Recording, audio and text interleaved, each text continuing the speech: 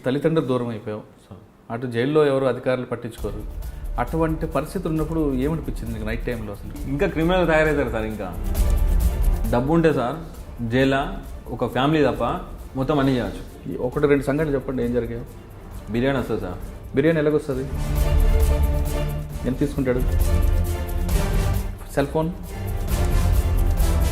గంజాయి అనేది కామనా సార్? పైననే అది జైలు బోర్డు ఉంటుంది సార్, లోపల మొత్తం రెస్టారెంటే సార్. అది ఇక్కడ డబ్బులు ఉంటే ఏదైనా చేయొచ్చు. ఏదైనా చేయొచ్చు. ఒక అమ్మాయి పంపించి ఆ అమ్మాయి కూడా చేసుకోవచ్చు. మనం పానం బాగాలేదని చెప్పని డాక్టర్తో లోపల సెట్టింగ్ చేసుకుంటే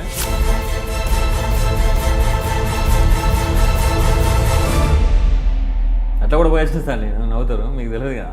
డబ్బులు ఎక్కడ నీకు? సార్ చెల్లపల్లి జైల్లో. కానీ చెల్లపల్లి జైలు నుండి ఒక అమ్మాయి కోసం బ్రహ్మచారి ఏ విధంగా బయటకు వచ్చాడు, ఎక్కడికి వెళ్ళాడు? అంటే ఏమన్నా నీకు ఆరోగ్యం ఏం బాగాలని చెప్పు.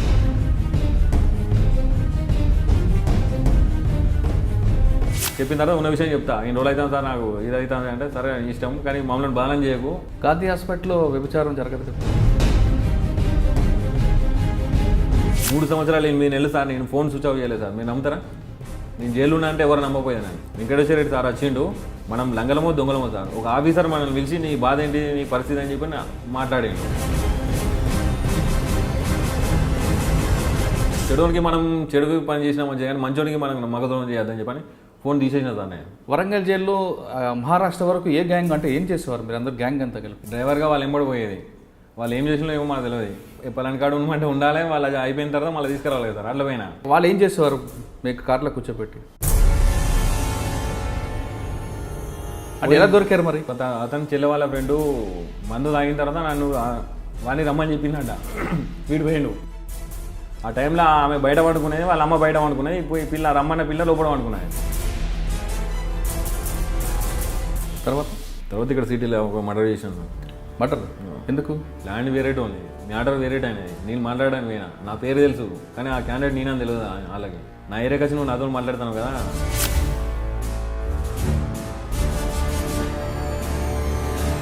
బాడీలో పీస్ కూడా బయటికి వెళ్ళదని చెప్పి అన్నాడు సార్. అంటే చిటిక గారా నోడుతో విలువ అని చెప్పి వెపన్ తీసుకుని కొట్టేది. అంటే పోకరి సినిమాలో లాగా. కానీ పాత స్నేహితులు, జైల్లో ఉన్న స్నేహితులు ఎవరు దగ్గర రావట్లేదు సార్? ఒకవేళ వచ్చినా మల్కజ్గిరి సీసీఎస్ బాల్సింగ్ సార్ అంటే ఉన్నాడు సార్. ఫస్ట్ ఓపెనింగ్ కానించి నాకు గిలాస కానించి తీసుకొచ్చి ఇచ్చింది అతనే. నాకు కష్టం వచ్చినా సుఖం వచ్చినా ఒక అన్న ఒక తమ్ముడు లెక్క చెప్తా సార్. చాలామంది కుర్రాళ్ళు చెప్తున్న చెడు స్నేహం వల్ల అవ్వచ్చు, లేదా ఇంకొక పరిస్థితుల్లో అవ్వచ్చు, తుపాకీ పట్టుకొని క్రైమ్ హీరోగా వెళ్ళాలి, డాన్గా ఎదగాలి అనుకుంటున్న వాళ్ళకి ఒక మాజీ ఖైదీగా ఉన్న బ్రహ్మచారి ఇచ్చే సందేశం ఏంటి? 5 సంవత్సరాలు జైలు శిక్ష అనుభవించి నరకం నుంచి బయటకు వచ్చిన దయచేసి నేరాలు చేసేవాళ్ళు చెడు దోషం చేయకుండా, చెడు అలవాట్లు పడకుండా ఇంట్లో వాళ్ళ తల్లిదండ్రులు చెప్పిన టీని ఎలాంటి తప్పులు చేయకుండా, లైఫ్ ఖరాబ్ చేసుకోకుండా మంచిగా ఉండాలి.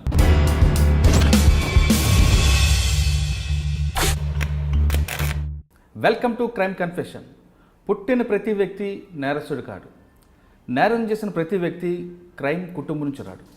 పరిస్థితుల ప్రభావంతోనో, చెడు స్నేహంతోనో నేరం చేసి జైలుకు వెళ్ళి అక్కడ మారి బయటకు వచ్చిన వాళ్ళని పరిచయం చేసే ఈ కార్యక్రమంలో ఈ వారం మన గెస్ట్ బ్రహ్మచారి. బ్రహ్మచారి ఏ క్రైమ్ చేసి జైలుకి వెళ్ళారు, ఎన్ని నేరాలు చేశారు, జైల్లో ఉన్న తర్వాత అతనిలో మార్పు తీసుకొచ్చిన వ్యక్తి ఎవరు, జైల్లో ఉన్నప్పుడు అతని కుటుంబం ఎలాంటి కష్టాలు పడింది, జైలు నుంచి బయటకు వచ్చి అతను ఇప్పుడు ఎలాంటి జీవితం కొనసాగుతున్నారు, ఇప్పుడు ఈ జీవనంలో ఎలాంటి ఇబ్బందులు ఉన్నాయా లేదా ప్రశాంతంగా కొనసాగుతున్నాడా అనే విషయాల్ని బ్రహ్మచారి అంటే తెలుసుకుందాం. బ్రహ్మచారి నమస్తే అండి. బ్రహ్మచారి, నేను ఎప్పుడో ఉప్పల్ పోలీస్ స్టేషన్ దగ్గర చాయ్ దుకాణం ఓపెనింగ్ అప్పుడు నేను చూశాను. అసలు మీది ఏ ఊరు, ఎందుకు చెర్లపల్లి జైల్లో దాదాపు 15 సంవత్సరాలు ఉండాల్సి వచ్చింది, ఎలాంటి క్రైమ్ 5 సంవత్సరాలు ఉండాల్సి వచ్చింది, ఎలాంటి క్రైమ్ చేస్తావు అనే విషయాన్ని ఒకసారి చెప్పు. అది వరంగల్ కాజీపేట దర్గా సార్. అది వరంగల్ కాజీపేట దర్గా. మా నాన్న సింగరేణి జాబ్ చేసేవాడు బెల్లంపల్లి. అట్లా నాకు చెడు దోస్తాన్ అలవాటైంది. ఫస్ట్ స్టార్టింగ్ ఒక తప్పు చేసిన, ఆ తప్పు సమర్థించుకోవడానికి ఇంకో తప్పు చేసిన, అట్లా మొత్తం 32 కేసులు అయినాయి. ఈ అందులోనే నా లవ్ మ్యారేజ్. ఈ బెయిల్ మీద నేను బయటికి రాను, నా బ్లడ్ రిలేషన్ మొత్తం దూరం అయిపోయింది, ఎవరు నా దగ్గర రాలేదు. అంటే ఫస్ట్ చేసిన తప్పు ఏంటి? జల్సా, జల్సాల కోసం తప్పుదారి. అని ఏం చేస్తా ఫస్ట్ క్రైమ్? కొట్టి డబ్బులు తీసుకున్నట్టు స్టార్టింగ్ అది. ఆ ఒక కేసులో జైలుకి వచ్చి ఒక కేసులో బెయిల్ తీసిండు. ఫస్ట్ తప్పు కాబట్టి బెయిల్ తీసిండు. రెండో తప్పు ఏం చేసినా నేను లవ్ మ్యారేజ్ చేసుకున్నా, ఇంట్లో ఇష్టం లేదు. ఈ ఫస్ట్ తప్పు అయిపోయింది, సెకండ్ తప్పు అయిపోయింది కానీ ఇంట్లో వాళ్ళు వదిలేసిండు. నా దగ్గర ఒక వెహికల్ ఉండే, నేను డ్రైవర్గా పోయినా. నేను అట్లా 13 కేసులు అయినాయి నా మీద. అంటే వాళ్ళు ఎంబడి పోయినా, తిన్నా, తాగినా. అప్పుడు అన్నీ ఎంజాయ్లు ఉండే నాకు. 13 కేసులు పెట్టాను. ఇక్కడ వరంగల్ డిస్టిక్, కరీంనగర్ డిస్టిక్, బెల్లంపల్లి, మహారాష్ట్ర, ఇవన్నీ కేసులు 13 కేసులు పెట్టాను. నాకు నిద్ర పడతలేదు. నా దగ్గరికి వచ్చి చూసేటోళ్ళు ఇవ్వలేరు. నాకు స్మోకింగ్ అలవాటు ఉండే. టెన్షన్ ఎప్పుడు చూసినా పారిపోవాలని ఉండే. అట్లా ఒకసారి పారిపోయినా. ఆ జైలు ఆ టైంలో ఈ నక్సలైట్కి సంబంధించిన ఆయనే ప్రజాప్రతిఘటనకు వెపన్స్ సప్లై చేసేవాడు. ఆ కేసులో అతను అరెస్ట్ అయి ఉండే. అట్లా మా ఇద్దరికి పరిచయం ఏర్పడ్డది. బయటకు పోయిన తర్వాత కలుద్దామని చెప్పని. అంటే మేము జర్రపల్లి జైలుకి రాకముందు అప్పుడు వరంగల్లో ఉండే. వరంగల్ జైల్లో మహారాష్ట్ర వరకు ఏ గ్యాంగ్ అంటే ఏం చేసేవారు మీరు అందరు గ్యాంగ్ అంతా కలిపి? నేను పోయి బయట ఉండే సార్ డ్రైవర్గా. ఏ బండి మీది? మా కాలేజ్ ఉండే. ఓకే. డ్రైవర్గా వాళ్ళు ఎంబడి పోయేది. వాళ్ళు ఏం చేసినా ఏమో మాకు తెలియదు. పలాని కాడు ఉండమంటే ఉండాలి, వాళ్ళు అది అయిపోయిన తర్వాత మళ్ళీ తీసుకురావాలి సార్. అట్లా పోయినా. కాకపోతే నాకు కూడా సరే డబ్బులు ఇచ్చేది. వాళ్ళు ఏం చేద్దామని నేను అడగలేదు, వాళ్ళు నాకు చెప్పలేదు. అట్లా 13 కేసులు పెట్టిండు. అంటే 13 కేసులు ఎక్కడెక్కడ తీసుకొచ్చారు? వరంగల్ సార్, కరీంనగర్, ఆదిలాబాద్ డిస్టిక్, మహారాష్ట్ర, చంద్రపూర్, ఈ 13 కేసులు. అంటే వాళ్ళు ఏం చేసేవారు? మీకు కార్లో కూర్చోబెట్టి ఇంట్లో పోయి వాళ్ళని బెదిరించి డబ్బులు అవి తీసుకొని వచ్చేసాం. అట్లా జరిగింది. అప్పుడు ఒకసారి కాకుండా 2 సార్లు 3 సార్లు ఎప్పుడు కూడా మీకు చెప్పలేదు ఏం చేస్తున్నాం వాళ్ళు? తెలియదు. అంటే రెగ్యులర్గా పోయేది మేము. అంటే గ్యాప్ ఇచ్చి పెట్టుకుంటే ఇలా ఒక కాడికి పోసినాం కదా, మళ్ళీ నెక్స్ట్ మళ్ళీ పొద్దున్నే మళ్ళీ వేరే కాడికి పోయేది. జైలుకి వచ్చిన తర్వాత అంటే వాళ్ళు దొంగతనం చేసిన తర్వాత, దోపిడీ చేసిన తర్వాత నువ్వు దోపిడీలో ఉండేవాడు కాదు? నీ బయటనే ఉండేది. వాళ్ళు చేసి పట్టుకొస్తున్నప్పుడు ఎక్కడిదేని అడగలేదు ఎప్పుడు? వాళ్ళకి ఏం చెప్పపోయేది సార్. వాళ్ళు డ్రైవర్గానే వాళ్ళు ఎంబడి పోయేది. వాళ్ళు తిన్నప్పుడు నాకు తినిపించేది, వాళ్ళు అయినప్పుడు నాకు తాగిపించేది. నిజమేనా? డబ్బులు ఇచ్చేది. అప్పటిదాకా నాకు జైలు అంటే ఏంటో తెలియదు నాకు. అంటే ఎలా దొరికారు మరి? ఒక అమ్మాయి విషయంలో దొరికినాం సార్. ఇలాగ లవ్ కేసులో దొరికినాం అన్నాడు. ఏ విధంగా? ఈ వేరే ఫ్రెండ్ వాళ్ళ చెల్లె, వేరే మా టీములనే అతని చెల్లె వాళ్ళ ఫ్రెండు మందు తాగిన తర్వాత నన్ను వాడిని రమ్మని చెప్పిందంట. వీడు పోయిండు. ఆ టైంలో ఆమె బయట పడుకునేది, వాళ్ళ అమ్మ బయట పడుకునేది. పోయి రమ్మన్న పిల్ల లోపల పడుకున్నాయి. పోయి అమ్మని లేపినాడు. దానికోసం గొడవ అయింది. గొడవ దునకంగా ఇంటి పక్కలు చూసి పలానైనా అని చెప్పి అంటే అట్లా గొడవ అయింది. వాళ్ళ మీద కంప్లైంట్ ఇచ్చి పోలీస్ స్టేషన్ తీసుకువెళ్ళాను. ఎవరిని? మనదు అనేటోడిని. అంటే మా టీంలో ఒక వ్యక్తి తీసుకొని పోయిన తర్వాత పొద్దున వస్తా అని చెప్పి పేపర్ రాపించుకొని వచ్చిండు. ఇటు పొద్దున పోకుండా ఎస్కేప్ అయినా నా దగ్గరికి వచ్చింది అన్నాడు. వీడు ఎవరితో తిరుగుతాడో వాడిని తీసుకుపోయి అమాయకుని తీసుకుపోయి పోలీస్ స్టేషన్లో పెట్టిన తర్వాత సార్ వాళ్ళ ఎంబడి టీం ఉన్నది సార్, ఈ ఎస్ఐ ఏమో అమ్మాయి కోసం అడిగితే వాళ్ళ ఎంబడి టీం ఉన్నది సార్, వాళ్ళ దగ్గర వెపన్స్ ఉన్నాయని చెప్పని ఈ ఉన్న విషయం మొత్తం బయటికి వెళ్ళింది. ఎవరు అమ్మాయి చెప్పిందో? అమ్మాయి కదా. ఇప్పుడు ఎవరైతే క్రిమినల్ ఉన్నాడో ఎస్కేప్ వాడు దొరకకపోతే వాని ఎంబడి ఉన్న ఒక అమ్మాయి కూడా ఉంటాడు అన్నాడు. ఎప్పుడైనా సిగరెట్ తాగడానికి, చాయ్ తాగడానికి పోతానన్నాడు. వీనికే తెలిసి ఉంటుంది అడ్రస్ అని చెప్పని పోలీసు వాళ్ళు తీసుకొని కూర్చోబెట్టాను. కూర్చోటి చెప్పురా ఆడ ఎక్కడ ఉంటాడు ఏం కదా అంటే, సార్ పలానా ఉంటారు సార్, వాళ్ళ ఇట్లా ఉన్నాయి సార్, వాళ్ళ దగ్గర కారు ఉంది, వెపన్స్ ఉన్నాయి అని చెప్పని ఈ స్టోరీ మొత్తం చెప్పాడు. చెప్పి వాడు వారిపోయిన తర్వాత అట్లా ఒక్కొక్కరిని మొత్తం క్యాచ్ చేసి కేసులు పెట్టాను. అంటే 18 కేసులు అయిన తర్వాత దొరికారు? 13 కేసులు సార్. 13 కేసులు అయిన తర్వాత దొరికారు. వెపన్స్ ఎక్కడి నుంచి వచ్చాయి? వాళ్ళ అప్పుడు నాకు ఏం సంబంధం లేదు సార్. వెపన్ కోసం తెలియదు, నాకు ఏం కోసం తెలియదు. పట్టుకొని కూడా పట్టుకోలేదు నేను. ఫస్ట్ టైం జైలుకి వచ్చిన తర్వాత ఫస్ట్ టైం ఇంటరాక్షన్ ఏ విధంగా చేశారు? వాళ్ళకే చేసింది సార్. నన్నేమలే రోజు కూడా ఇంటికి పంపించేది. అప్పుడు 10 రోజులు ఏమి ఉంచుకున్నారు, రోజు కూడా ఇంటికి పంపించేది. కానీ తర్వాత మాత్రం డిమాండ్ చేశారు? నా రిమాండ్ చేశాను. జైల్లో ఎలాగుంది? వరంగల్ జైల్లో ఫస్ట్ టైం వెళ్ళారు సార్. ఏమనిపించింది అప్పుడు? ఏమో అది బతికి వేస్ట్ అనిపించింది సార్. అంటే అమ్మా నాన్న అప్పుడు ఏం బాధపడలేదా? రాలేదు వాళ్ళు. ఇక మళ్ళీ వాళ్ళు నా దగ్గర రాలేదు. వారం రోజులు ఉన్నా సార్. వేసుకోవడానికి బట్టలు కూడా లేకుండే సార్. అప్పుడు ఇక పారిపోదామని చెప్పని అనుకున్నాను నేను. అప్పుడే ఆ ముఖేష్ శర్మ అనేటైనా పరిచయం అయింది నాకు. ఎవరు? ముఖేష్ శర్మ. ఓకే. ఆయన యూపీ. అదే వెపన్ కేసులో అతను వచ్చిండు. మేము చేసింది ఏం లేదు కానీ పేపర్ స్టేట్మెంట్ పెద్దగా వచ్చింది సార్ మొత్తం. అయితే అందరు పిలిచి నన్ను అడిగేది, అట్లా ఎట్లా చేసిండు, ఏంటి, ఎట్లా పోయింది, ఎట్లా వచ్చిందని చెప్పి అడిగేశారు. చెప్పి నా తలకాయ ఖరాబ్ అయిపోయేది. నా బాధ నాకుంటే వాళ్ళు అడిగేది టార్చర్ అనిపించేది సార్. ఆయన చెప్పిండు అన్నాడు, బయటకు వచ్చిన తర్వాత కలుగు, నీకేమైనా హెల్ప్ కావాలని నేను చేద్దా అని చెప్పని అనుకున్నాడు అన్నాడు. నేను చెప్పిన నాకు వేరే దారి లేదు రాబాయి, నేను ఎస్కేప్ ఒకటే నాకు అని చెప్పంటే సరే బాయ్ అని చెప్పని అతనికి బెయిల్ 2-3 రోజులు బెయిల్ వచ్చేది. ఆ బెయిల్ వచ్చి వెళ్ళిపోయినా నేను. వెళ్ళిపోయిన 3 రోజులకు నాకు ఇంటర్వ్యూకి వచ్చాను.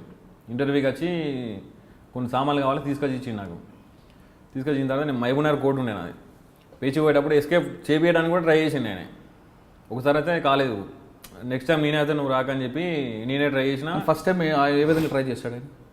సార్ నేను ఎస్కేప్ చేయడానికి ఎలా ట్రై చేశాడు? కొడదామన్నాడు అలా ఎవరిని? పోలీసు వాళ్ళని. ఆ. అప్పుడు వీలు కాలేదు. నెక్స్ట్ టైం పోయినాం. ఎలా పారిపోయావు? పోయినా సరే అయిపోయింది కదా, కేసు కూడా అయింది కాబట్టి అయిపోయింది, చెప్పు, ఎలా పారిపోయావు?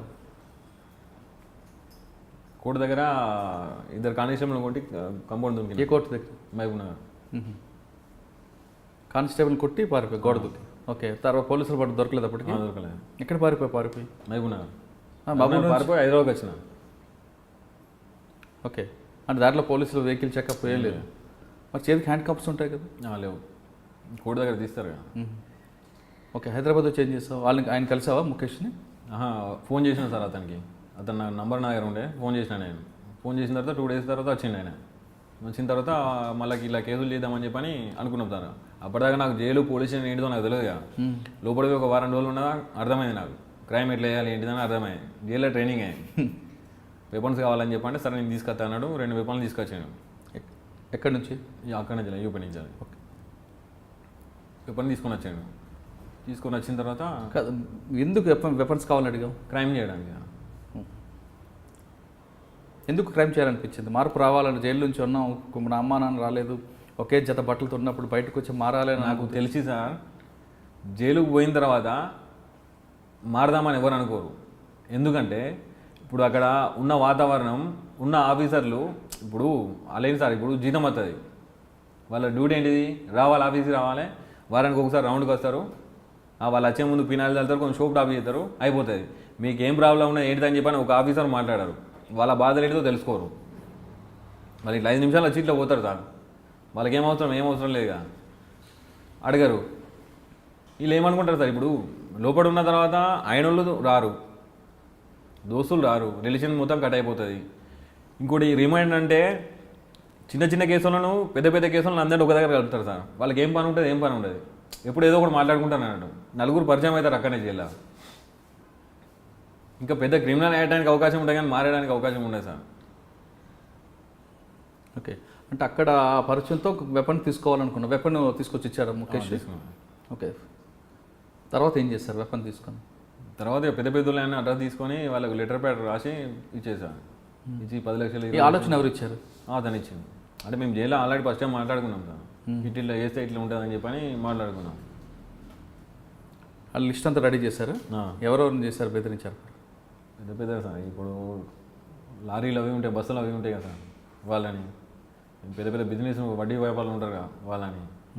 అంటే లెటర్ ప్యాడ్ మీద ఎవరు, ఏ పేరు మీద రాసేవారు? ప్రజెట్ మన చంద్ర పుల్లారెడ్డి గ్రూప్ అని ఉంటారు. ఓకే, లెటర్ రాస్తే వాళ్ళు తీసుకొచ్చి ఇచ్చేవారు సార్. కొంతమంది పోలీస్ కంప్లైంట్ ఇస్తే ఇవ్వరు సార్. ఎందుకు అంత నమ్మకం? సినిమాదంతా సినిమాలో ఇయ్యరు. అంటే మీరు అడిగిగానే డబ్బులు తీసుకొచ్చి ఇస్తారు. ఆ విధంగా ఎంత కలెక్ట్ చేశారు? దాదాపు 1,20,00,000 దాకా చేసినాను. 1,20,00,000 దాకా చేసినాను. ఏం చేశారు ఆ డబ్బులు? అరెస్ట్ అయింది సార్. అరెస్ట్ అయిన దొరికినాయి. ఒక 8 నెలలు 9 నెలల తర్వాత దొరికినా సార్ నేను. ఇప్పుడు ఫస్ట్ 16 కేసులు చేసినట్టారు కదా? 16 కేసులు ఉట్టిగా మీద పడేసాను అవి. నెక్స్ట్ ఇప్పుడు అది పండిత్ ముఖేష్ శర్మ అతన్ని కలిసిన తర్వాత ఒరిజినల్గా ఒక 6 కేసులు చేసిన. 6 కేసులు చేస్తావు? ఫస్ట్ ఎవరికి వెళ్ళి బెదిరించారు లెటర్ రాసి? మా ఇక్కడ కోంపల్లి ఉంటాడు సార్. ఎంత? 20 లక్షలు వచ్చాడు స్టార్టింగ్. ఫస్ట్ అది బోనియా? అంటే తీసుకొని డైరెక్ట్గా ఇచ్చాడా లేదంటే అక్కడ పెట్టాడా? మేమే పోయినాం సార్ ఇంటికి. ఆఫీస్ ఉంటుంది ఆయన మొత్తం మాకు ఇన్ఫర్మేషన్ ఇచ్చే అతను ఒక అతను ఉండే. అతని ద్వారా ఏ టైంలో ఇంట్లో ఉంటాడో, ఏ టైంలో ఆఫీస్ ఉంటాడో తెలుసుకొని డైరెక్ట్ మేము ఇద్దరం పోయి లెటర్ ఇచ్చినా, మీకు డబ్బులు కావాలని చెప్పండి. సరే అని చెప్పని ఇచ్చాను. అంటే 50 లక్షలు అడిగినాం సార్. అని డబ్బులు నాకు లేవు, 20 లక్షలు ఉన్నాయి, నాకు కొంచెం టైం కావాలన్నాడు. సరే అని చెప్పని 20 లక్షలు తీసుకున్నాం. మళ్ళీ వస్తామని చెప్పినా మళ్ళీ పోలే. 20 లక్షలు ఏం చేశారు? 20 లక్షలతో ఇంకా 2 వెహికల్ తెప్పించినాం సార్. ఒక వెహికల్ తీసుకున్నాం. ఏ వెహికల్ అది? 4 వీలర్ కార్. ఓకే. మొత్తం టీం ఎంతమంది మీరు? టీం మొత్తం నలుగురు ఉంటాం. అందులో బ్రహ్మచారి, ముఖేష్ శర్మ, రాజు అనేటాయన, సదానందం అనేటాయన. ఓకే. ఈ నలుగురు ఇంకో టీం ఫామ్ చేశారా? మనకు 2 వెపన్స్ తెప్పించుకున్నారు. ఆ. తర్వాత ఎక్కడికి వెళ్ళారు ఇంకా? తర్వాత కర్ణాటక. ఎందుకు అంత దూరం ఎందుకు? ఇక్కడ ఉండడానికి సరిపోరేనా? అక్కడ ఉన్నారని తెలిసి అక్కడ పోయినాం సార్. అక్కడ ఒక 40 లక్షలు తీసుకున్నాను. తర్వాత ఇక్కడ సిటీలో ఒక మర్డర్ చేసాను. మర్డర్ ఎందుకు? అంటే ఒక ల్యాండ్ విషయంలో మాట పెరిగింది అన్నట్టు. ఏ పోలీస్ స్టేషన్లో? అవుతున్నారు. ఎవరిని మర్డర్ చేశారు? ఆ ల్యాండ్కి సంబంధించిన అతను. అంటే ల్యాండ్ వేరేట్ ఉంది, మ్యాటర్ వేరేట్ అయినది. నేను మాట్లాడడానికి పోయినా, నా పేరు తెలుసు, కానీ ఆ క్యాండిడేట్ నేనని తెలియదు వాళ్ళకి. ఒకసారి 2 సార్లు మాట్లాడిపిస్తే సరే అన్నాడు. కొన్ని డబ్బులు కూడా ఇప్పించిన సార్, 50,000 కూడా ఇప్పించిన, సైడ్కి అమ్మని చెప్పని. సరే చూద్దామని అన్నాడు. పోయి చెప్పిన, ఆయనకు చెప్పేది చెప్పిన. ఇప్పుడు నాకు 10 కోట్ల ఆశ ఉంది సార్, నేనే లేకుండా ఒక ఆశ నాయమో రాదు కదా. ఎందుకన్నా నీకు ఉట్టి వచ్చింది కదా, దాన్ని వదిలేయని చెప్పంటే నా ముందరికి వచ్చి నువ్వు మాట్లాడతావారా అని చెప్పని కొంచెం ఎక్కువ మాట్లాడి నువ్వు మంది అవుతాను ఇట్లే బీర్లు పెట్టి ఉండేది. నా ఏరియాకి వచ్చి నువ్వు నాతో మాట్లాడుతున్నావు కదా, చచ్చిపోడు సంపుడు దాకా మాట్లాడుతున్నావు కదా, ఆడేవాడు చారికాడు తిరుగుతాడట. ఇప్పుడు నువ్వు వచ్చినావు, నా ఎంబడి ఇప్పుడు 10 మంది ఉంటారు సార్. ఆయన ఎంబడి 10 మంది ఉంటారు, చిటికెత్తి ఇంకో 10 మంది అవుతారు, నీ బాడీలో పీస్ కూడా బయటికి వెళ్ళదని చెప్పి అన్నాడు. చిటిక చిటికగారా నోడుతో విలువ అని చెప్పి వెపన్ తీసుకుని కొట్టేసిన. నిర్ణయం అన్నట్టు కదా. ఫస్ట్ మర్డర్ అదేనా? అంటే పోకరి సినిమాలో లాగా ఏమో సార్, అప్పుడు ఆవేశంగా మందు తాగిన ఆవేశంలో నాకు మందల లేదు. ఆయన మందు తాగున్నాడు, వాళ్ళ మంద కొట్టి అసలు బాధ అనిపించలేదా మర్డర్ చేస్తున్నప్పుడు? ఆ ఫీల్డ్ అప్పుడు అట్లా ఉన్నది సార్. మర్డర్ చేసి మరి ఎటు వెళ్ళారు? ఇంటికి పోయాను. పోలీసులు రాలేదా? దొరకలేదా అప్పుడు ఆ కేసులో? లేదు. తర్వాత నెక్స్ట్ క్రైమ్ మనం సాగర్లో చేసినాం సార్. సాగర్లో చేసినాం. ఏంటి? బీడీ ప్రిన్సిపాల్ ఉండే, అతను పోయి బెదిరించాను. ఎందుకు ఆయన ఎందుకు టార్గెట్ చేశారు? అతను ఊళ్ళో సంబంధించిన అతను మాకు ఇంటిమేషన్ ఇచ్చిండు. ఓకే. ఏమన్నాడు ఆయన? ఇచ్చిండు సార్ డబ్బులు. ఎంత? 20 లక్షలు. నెక్స్ట్ క్రైమ్ అయితే వాళ్ళ ఆమెకు కానిస్టేబుల్కు కొన్ని లింక్ ఉండే. మా డ్రైవర్ ఏం చేసిండంటే మాకు చెప్పలేదు, అతను ఫోన్ తీసుకొని వచ్చిండు. మళ్ళీ నేను అతనికి ఫోన్ చేసి చెప్పిన, సార్ ఇలా చిన్న మిస్టేక్ జరిగింది, ఎక్కడ సంగారెడ్డి పోయి ఫోన్ చేసిన సార్, అతను నంబర్ కనుక్కొని చేసిన నేను, ఇలా మిస్టేక్ జరిగింది సార్, ఫోన్ తీసుకొచ్చిండు, పంపిస్తా అంటే చెప్పాడు. ఇంకొక 10 లక్షలు కావాలంటే ఇస్తాను, ఫోన్ మాత్రం పడేయండి, నేను సిమ్ బ్లాక్ చేపిస్తా, దయచేసి వాడద్దు, ఇంకా కావాలంటే 10 ఫోన్లు ఇప్పిస్తా, డబ్బులు కావాలని ఇస్తా అని చెప్పి అన్నాడు. ఎవరు? బీఈడీనా? ఆ ప్రిన్సిపల్ సార్. అంటే ఆయన ఫోన్ తీసుకొచ్చారా? అతని ఫోన్ ఒకటి తీసుకొచ్చింది, నాకు బయటికి పోయిన తర్వాత చెప్పాడు. ఉన్న పరిస్థితులు మళ్ళీ తిరిగి పోలేదు అన్నాడు. ఇప్పుడు వాళ్ళ ఇంటికి పోలీస్ స్టేషన్కి మధ్యలో గోడే ఏం లేదు అంటే వాళ్ళు వస్తారు పోలీసు వాళ్ళు. అట్లాంటి ఇంట్లో పోయినాం. అయితే బయట డ్రైవర్ ఫోన్ తీసుకొచ్చింది, నాకు చెప్పలేదు. వాడు దాచిపెట్టుకుంటే ఇది ఒక ఫోన్ చెప్పిండు నాకు.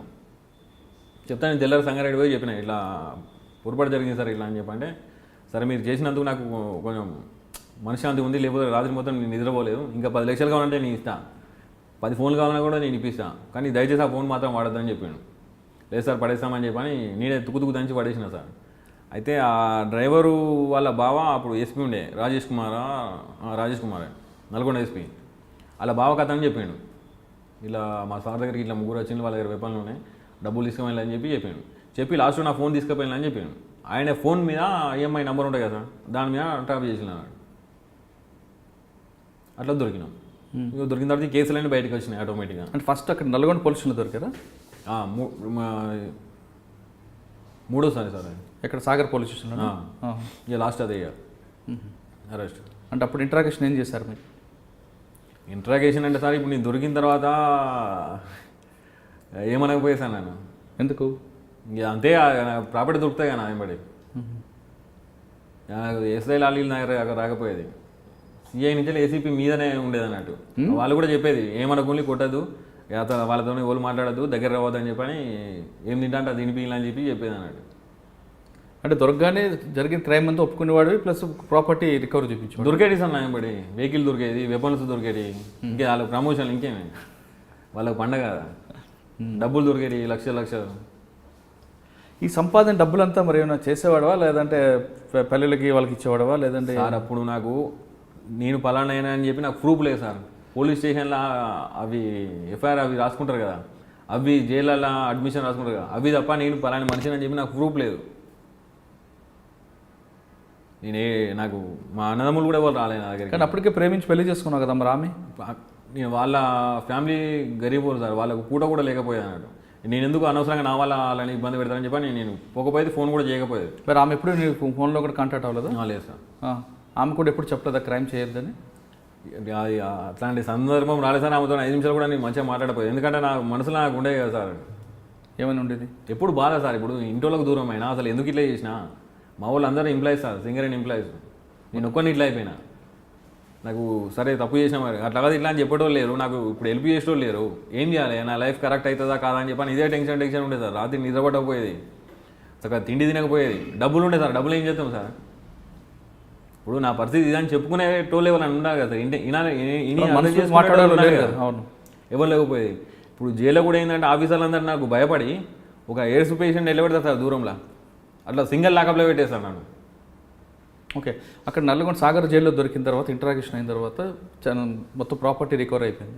తిరిగి మీకు చర్లపల్లి జైలు పంపారు. అక్కడి నుంచి వెళ్ళి నల్గొండ పంపించింది సార్. నల్గొండలో నన్ను పెట్టుకోవడానికి భయపడ్డారు. అక్కడి నుంచి చెంచల్ కూడా పంపించారు. చెంచల్ కూడా నా కోసం మొత్తం తెలిసి అక్కడ కూడా పెట్టుకోవడానికి భయపడ్డారు. అక్కడి నుంచి వెళ్ళి మన ఇక్కడ పంపించారు, చెర్లపల్లి పంపించారు. ఎన్ని సంవత్సరాలు ఉన్నారు జైల్లో? 5 సంవత్సరాలు ఉన్నా సార్. ఓకే, శిక్ష పడింది అంటే 100 రాళ్ళే ఉన్నా శిక్ష పడగానే 100 రాలేదు సార్. అంటే మొత్తం అన్ని కేసుల్లోనే ఇప్పుడు చెప్పిన అన్ని కేసుల్లో కూడా మొత్తం కేసు మర్డర్ కేసు సహా కొన్ని కేసులు కన్విక్షన్ వచ్చి అన్ని ఎక్విటెడ్ అయిపోయిందా? అయిపోయినాయి, మొత్తం అయిపోయినాయి సార్. రిమాండ్ పీరియడ్ అక్కడికి సెటప్ అయిపోయింది. జైల్లో ఉన్న పరిస్థితి ఏ విధంగా ఉంటుంది చారి? ఇప్పుడు చెప్పినా కదా సార్, నాకు 16-17 సంవత్సరాలు అప్పుడు సార్ ఒంటలు పోతామంటే భయం అయ్యేది సార్. మా అమ్మ లేపోయి అమ్మ ఒంటలు వద్దామని చెప్పని పోయేసేది సార్. అలా పోయిన తర్వాత నాకు గుండె బండ్ అయిపోయింది సార్. ఎందుకంటే అందరూ కష్ట సుఖాలని మాట్లాడుకుంటారు సార్. మా ఇంట్లో అట్లా అయింది, వీళ్ళ ఇంట్లో ఇట్లా అయింది, పోలీసులు నన్ను ఇట్లా చేసిండ్రు, మా ఇంటికి వచ్చి ఇట్లా చేసిండ్రు అని చెప్పని ఒక్కొక్కరు ఒక్కొక్క బాధ ఉంటుంది సార్. అంటే ఏం తెలియని తీసుకుపోయి అలా ట్రైనింగ్ ఇచ్చి బయటికి పంపిస్తారు అన్నట్టు. అది అంటే జైలు అనేవి ట్రైనింగ్ కాలేజీలు అంటావు సార్. అయితే నిజానికి నేను బయటికి వచ్చిన తర్వాత మ్యాక్సిమం నేనంటే అందరికీ నా పేరు అందరికీ తెలుసు సార్. ఆ క్యాండిడేట్ నేనని తక్కువ మందికి తెలుసు. బయటకు వచ్చిన తర్వాత ఏంది ఒక 2 మర్డర్లు 3 మర్డర్లు చేద్దాం అనుకున్నాను నేను. ఎవరైనా సిటీలో పెద్ద పేరు పోసిన రౌడీ షీటర్ ఉంటారు కదా సార్, వాళ్ళను మర్డర్ చేసి నేనంటే అందరికీ తెలవాలి, 3 రోజులు బతికి చచ్చిపోయినా మంచిదే అని చెప్పి అనుకున్నాను నేను. అనుకునే టైంలో మన ఈ వెంకటేశ్వర రెడ్డి సార్ వచ్చిండు. నేను అచ్చుడచ్చుడితోనే నన్ను పిలిచి చారి నీకోసం ఒక్కొక్కరు అట్లా ఇట్లా అని చెప్పంటే ఎట్లుంటాడో ఇంకా అని చెప్పి అనుకున్నాను. నువ్వు చూస్తే సింపుల్గా ఉండవు, వాళ్ళు చెప్పేదానికి నీకు అసలు సంబంధం లేదు అని చెప్పని అన్నాడు. అంటే ఆ విషయం మనం వెళ్ళలేక ముందు కొన్ని కేసులు బలవంతంగా పెట్టారని చెప్తున్నాను ఇందాక, నీకు సంబంధం లేకుండా కూడా. లేదు సార్, పెట్టలేదు. అంటే మీరు చేసిన కేసులే పెట్టారు. మరి ముఖేష్ శర్మ అప్పుడు ఎక్కడ ఉన్నారు? అప్పుడు ఆయన కూడా దొరికారా? దొరికింది సార్. ఆయన ఏమంటారు? ఎవరు ఆయన ఇప్పుడు ఎక్కడున్నారు? ఆయన బయటకు వెళ్ళిపోయింది సార్. అంటే నేను బయటికి వెళ్ళే ఒక 2 నెలలు 3 నెలలు ముందు ఇదే విషయం సార్తో చెప్పిన సార్. ఇట్లా మన వెంకటేశ్వర సార్తో చెప్పిన సార్, నేను బయటికి పోయిన తర్వాత మళ్ళీ నన్ను పోలీసు వాళ్ళు వాడెక్కడున్నాడు, నీ కేసు ఒకటి వీడెక్కడో అని చెప్పి ఇబ్బంది పెడతారేమో అని చెప్పని చెప్పిన సార్. అతను ఇంకో 2 నెలలు 3 నెలలు అయితే రిలీజ్ అవుతాడు. ఆ సారు వాళ్ళతో మాట్లాడాడు. కానీ సాధారణంగా కొన్ని కేసులు కొన్ని చేయని కేసులు కూడా పోలీసులు పెడుతుంటారని ఒక ఆరోపణ ఉంది. అది నాకు తెలియదు సార్, అది అబద్ధం. అది అట్లయితే పెట్టరు, నాకు పెట్టలేదు.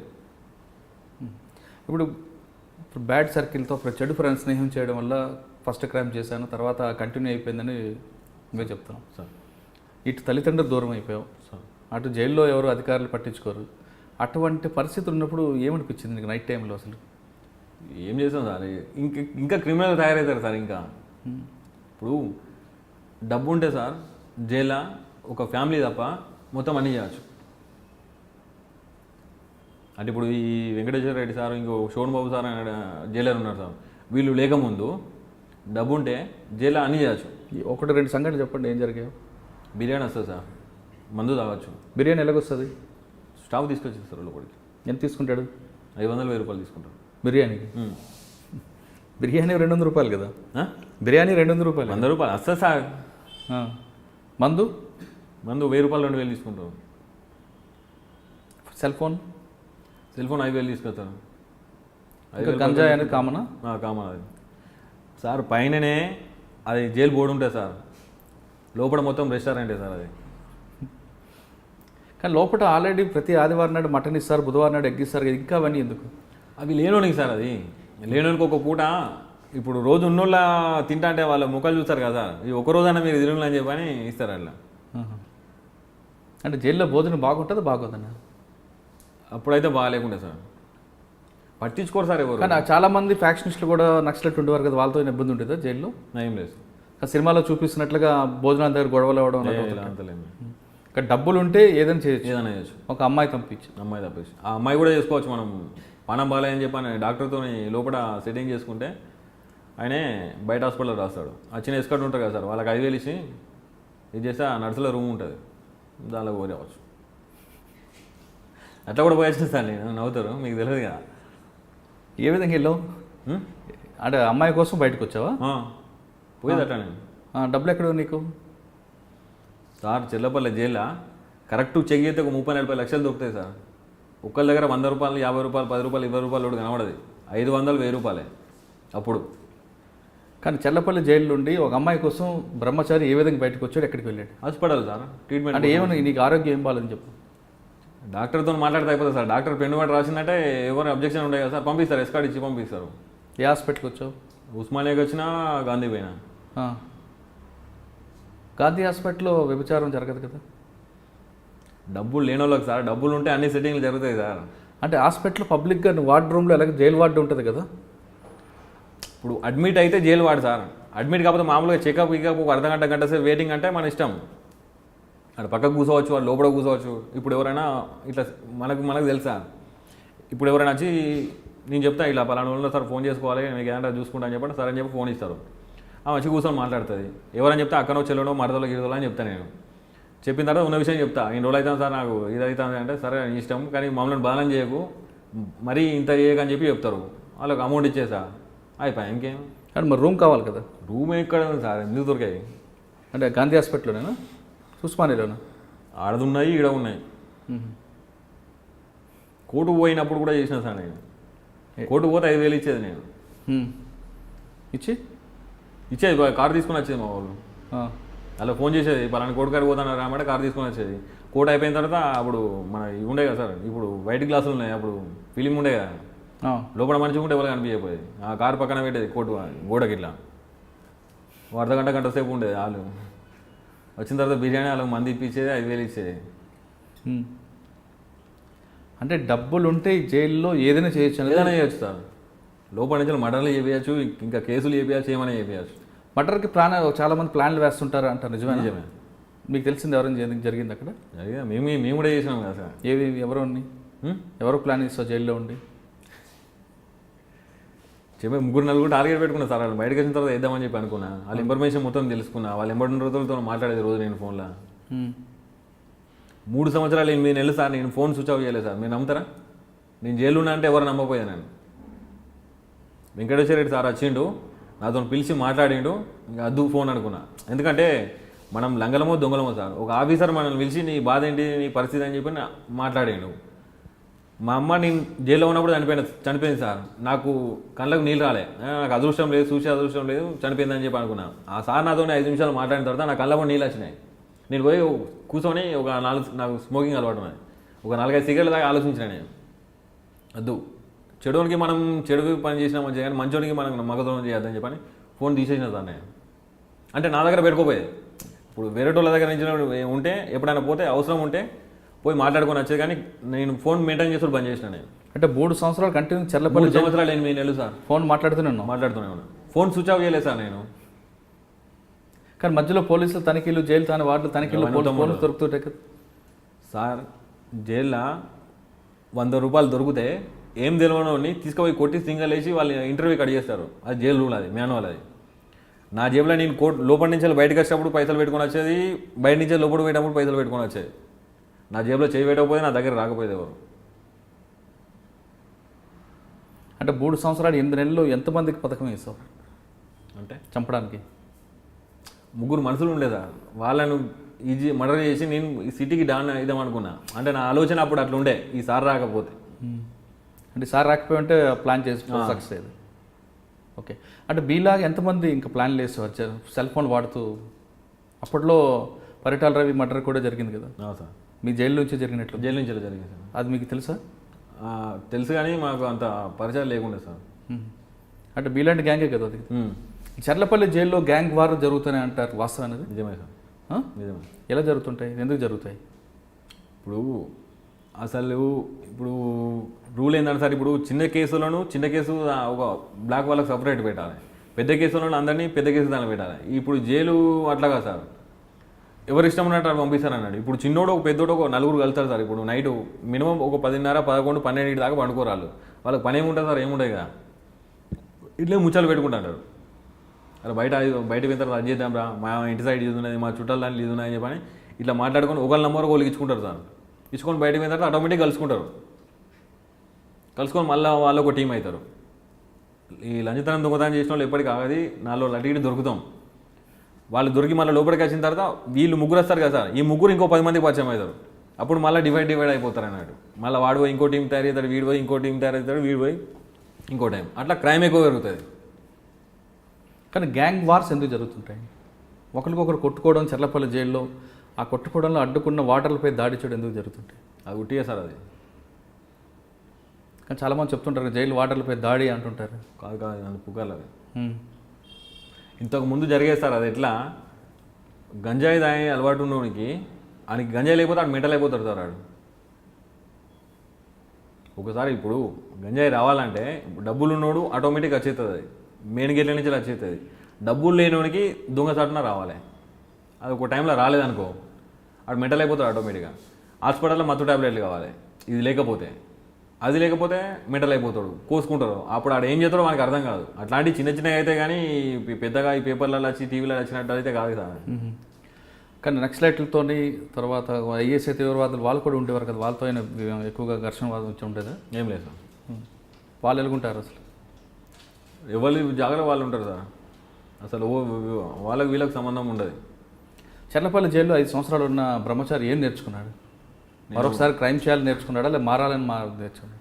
మళ్ళీ పెద్ద క్రైమ్ చేద్దాం అనుకున్నా సార్. ఈ మన వెంకటేశ్వర రెడ్డి సార్ వచ్చిన తర్వాత పిలిచి నాతో మాట్లాడింది సార్. అప్పటి నుంచి కొంచెం నాదైనా తగ్గించుకున్నాను. ఆ లైఫ్ అది కరెక్ట్ కాదు. మనం కూడా 10 మందితో కలిసి ఉండాలి.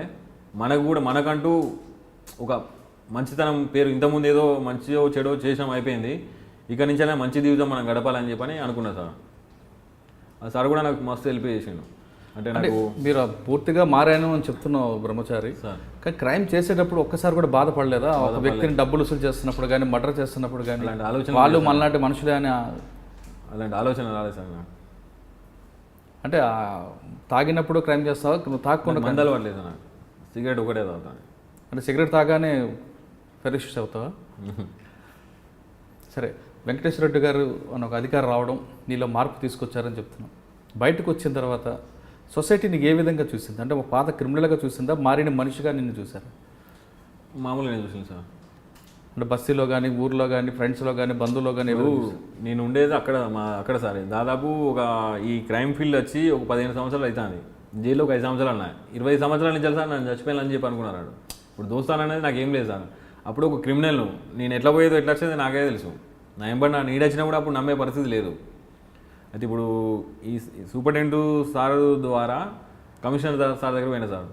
పోయిన తర్వాత crime DCP sir Naveen Kumar సార్కు చెప్పిండు, ఇతరికి ఏమైనా షాప్ పెట్టి ఇది చేయాలి అని చెప్పిండు సార్. ఓపెనింగ్ రోజు పేపర్లో వచ్చింది సార్. ఆ పేపర్ కటింగ్తోని మా అన్న వాళ్ళ కొడుకుంటాడు సార్, మహబూబ్ నగర్లో మన వివో ఫోన్కు అది డిస్ట్రిబ్యూటర్. ఆ పేపర్ కట్ చేసుకొని అడ్రస్ పట్టుకొని చూసుకుంటూ వచ్చిండు సార్. వచ్చి పట్టుకొని ఏడ్చిండు. వాడు పోయి మా అన్నలకు అందరికీ చెప్పిండు సార్. చెప్పిన తర్వాత వీళ్ళు నాకు ఫోన్ చేయాలన్నా కూడా మళ్ళీ ఏమైనా అవుతా అని అడిగేటోళ్ళు అన్నట్టు.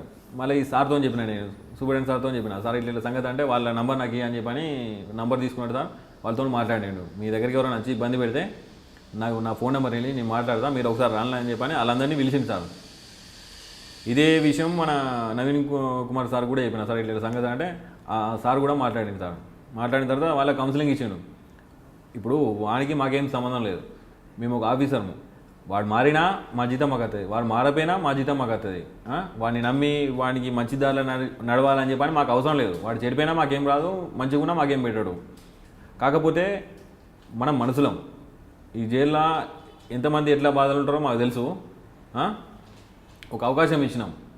ఇప్పుడు ఇన్ని రోజులు మీ బ్లడ్ రిలేషన్ దూరం అయింది కదా, ఇప్పుడు మీరు దగ్గరికి వస్తే వాడు మళ్ళీ రాంగ్ చెడుదాలని అర్థమనే ఉద్దేశం ఉన్నా కూడా వద్దు మళ్ళీ అందరూ దూరం అవుతారు, ఇన్ని రోజులు ఇంత నరకం అనిపించిన కదా అని చెప్పని అట్లా మనసు మారుతుంది. మీ దగ్గరికి ఎవరు రారు, మిమ్మల్ని ఎవరు ఇబ్బంది పెట్టరు అని చెప్పండి సార్ సూపరింటెండెంట్ సార్ నంబర్ ఇచ్చిండు, క్రైమ్ డీసీపీ సార్ అది నవీన్ కుమార్ సారు నంబర్ ఇచ్చిండు సార్. అప్పటి నుంచి నేను వాళ్ళ ఇంటికి పోడు, వాళ్ళ నా ఇంటికి వచ్చుడు అట్లా జరుగుతుంది సార్. తర్వాత కాఫీ ఇప్పుడు చాయ్ దుకాణం పెట్టిన తర్వాత పోలీస్ స్టేషన్ దగ్గర సార్ మీరు చెప్పినట్లు బంధువులందరూ దగ్గర రావడం, మళ్ళీ మీ కుటుంబం ఏర్పడడం, మీ ఫ్యామిలీ అంతా ఉండడం, ఇప్పుడు ఏమనిపిస్తుంది? ఇప్పుడు మంచి హ్యాపీ సార్. అంటే మరొకసారి బ్రహ్మచారి అంటే భయపడుతున్నారా లేదా నేను మరి చారీగానే చూస్తున్నారా? మామూలు సార్. కానీ బ్రహ్మచారి లాంటి వాళ్ళు కొంతమంది మారేమనే ముసుగులో మరొకసారి క్రైమ్ చేస్తున్నారని పోలీసులు అంటున్నారు, వాస్తవం? అది సార్ కరెక్ట్ మనిషి అయినోడు అయితే ఈ అవకాశం రాదు సార్. సరే మనల్ని నమ్మి ఒక దారిలో పెట్టిండ్రు, అది తప్పు చేస్తే ఆడు మనిషి కాదు సార్, ఇక బతికి వేస్ట్. ఇక కానీ బ్రహ్మచారి నేరం చేయకపోవచ్చు, కానీ మరి కొంతమంది నేరాలు చేస్తూ తిరిగి పోలీసులకు అరెస్ట్ అవ్వడం జరుగుతుంది, సంఘటనలు జరుగుతున్నాయి కదా సార్. ఇప్పుడు అట్లే ఎట్లా అంటే సార్, ఇప్పుడు మొన్న నాకు కూడా జరిగింది సార్. ఇప్పుడు షాపు పెట్టించింది సార్. ఇప్పుడు బ్లాక్లో కొంతమంది మందు తెల్లదాకా అమ్ముతారు, అది తప్పు కాదు. ఎందుకంటే వాళ్ళకి మామూలు వస్తాయి, వాళ్ళ దగ్గర పోయి అడుగుతారు. మీ మామూలు ఏం మా దగ్గరికి వచ్చి అడగారు కదా. ఇప్పుడు నవీన్ కుమార్ సార్ ఇక్కడ క్రైమ్ డీసీపీ ఉన్నప్పుడు 24 hours పర్మిషన్ ఉండేదా, మా దగ్గరికి ఎవరు రాలే. అవసరం కూడా పెట్రోలింగ్ జీప్ నాకు సెక్యూరిటీ ఉండేది, ఏమైనా గొడవలు కాకుండా ఉండేది. ఈ మధ్యలో ఒక ఎలక్షన్లో ఒక 6 నెలలు ఉన్నదనగా 11:30కు బంద్ చేయమన్నారు సార్. ఇప్పుడు నాకు వెళ్ళాలి సార్, ఇప్పుడు నాకు సంపాదించి పెట్టింది ఏం లేదు, ఇల్లు కిరాయి వెళ్ళాలి, మా కొడుకు స్కూల్ ఫీజు వెళ్ళాలి, మెయింటెనెన్స్ వెళ్ళాలి కదా సార్. మరి మళ్ళీ ఏం చేయాలి సార్ నేను? ఇంకోటి ఫిట్టర్ లెవెల్లో కంప్లైంట్ ఇచ్చిండ్రు. ఫిట్టర్ ఉంటుంది కదా సార్, ఈ ఫిట్టర్ దానిలో కంప్లైంట్ ఇచ్చిండ్రు ట్రాఫిక్ పొల్యూషన్. ఎట్లా అంటే మంచి పెద్ద పెద్ద ఎమ్మెల్యే వాళ్ళ ఇల్లులన్నీ రోడ్ డివైడర్ తీసేస్తాను, ఈ టీ స్టాల్ ఇక్కడ ఎందుకు పెట్టిన, పోలీసులకు మీకు ఏం సంబంధం ఉంది అని చెప్పని కంప్లైంట్ ఇచ్చింది.